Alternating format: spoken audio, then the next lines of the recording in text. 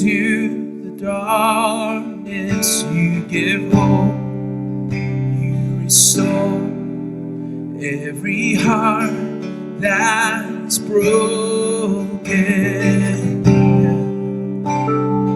Great are you, Lord, you're the giver of life, you give life, you are love, you bring light to the darkness, you give hope, you restore every heart that's broken. Great are you, Lord.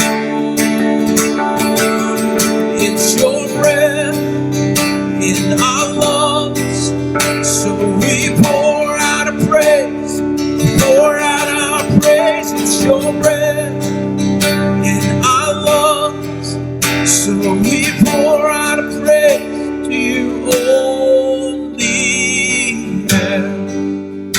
Oh, we sing with everything.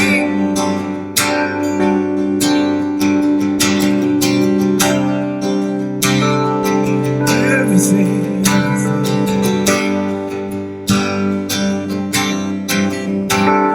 all the earth will shout your praise. Our hearts will cry, these bones will sing. Great are you, Lord. We sing. All the earth will shout your praise. Our hearts will cry, these bones will sing. Great are you, Lord. It's your breath in our lungs, so we pour out a praise. It's your breath in our lungs, so we pour out a praise to you only. It's your breath, oh, in our lungs, yeah. We pour out a praise, pouring out praise. It's your breath in our lungs, so we pour out a praise to you only.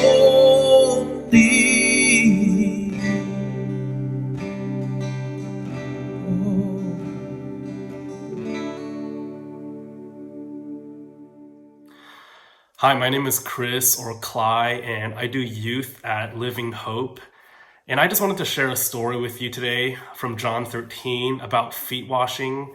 And it seems particularly relevant to us right now because of all our hand washing. And before you turn the video off, let me first share the story. It'll only take a few minutes. But Jesus, in his final week, he's eating with his disciples.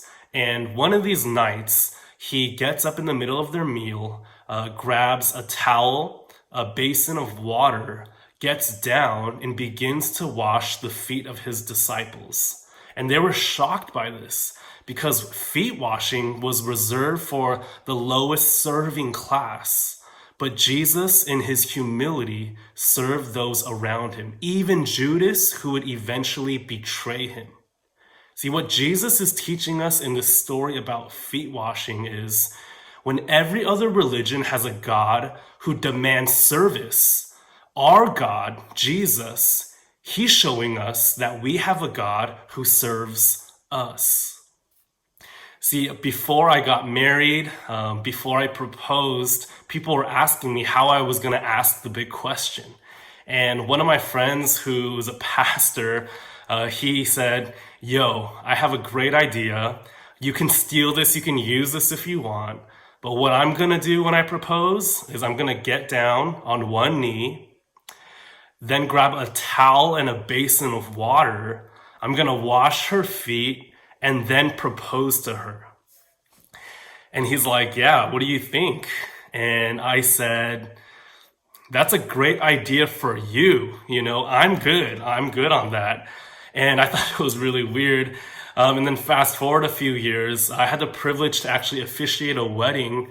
And I asked the couple, what do you want to do for the unity ceremony? And what people do sometimes is they'll pour sand together, they'll unite a candle, or they'll plant a tree. They do other creative things. And this couple, without hesitation, they said, we want to wash each other's feet. And so in the middle of their wedding ceremony, they got towels and a basin of water and sat down and took a while to do this.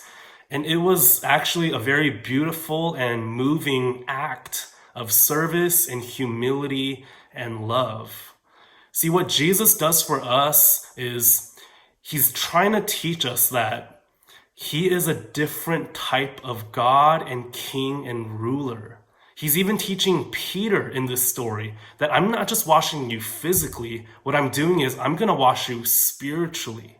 Jesus even says himself in Mark 10:45, he says, the Son of Man has not come to be served, but to serve and to give his life as a ransom for many. And this is exactly what Jesus does for us this week. On Good Friday, he's going to give his life to serve us, his followers, in humility. And if our Lord, if our King, if he humbly serves us and loves us in this way, shouldn't we do the same for those around us? And so for the rest of this week, I really hope you tune into our Passion Week devotionals. I hope you do it with your family or just watch it with the community to really encourage each other. We're going to gather on Good Friday. We're going to meet for Easter Sunday, and it'll be a great time for us to reflect on Jesus, his life, his death, his resurrection, and how he changes our lives forever. So we pour out praise to you, oh